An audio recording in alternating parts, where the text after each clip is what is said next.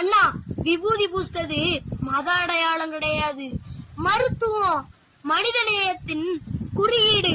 மழை காலத்துல விபூதி பூசுனா கபாலத்துல உள்ள கெட்ட நீரை பூரா உறிஞ்சி தலக்கணம், தலைவலி, ஜலதோஷம் இதெல்லாம் வராம பாத்துக்கும். வெயில் காலத்துல விபூதி பூசுனா புறவுதா கதிர்கள்ல இருந்து தலைய பாதுகாக்கும். உடல்ல விபூதி பூசுனா தோல் நோய் வராம பாதுகாக்கும்.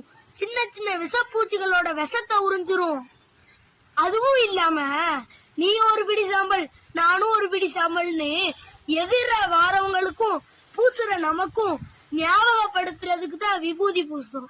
சந்தனம் பூசுறது உடலுக்கு குளிர்ச்சி, கோவத்தை தணிக்கும், வேர்க்கூறு, தோலெரிச்சல் வராம பாத்துக்கும், மன நிம்மதிக்கு உதவும். நெத்தி பொட்டுல தான் உயிர் இருக்கும்பாங்க.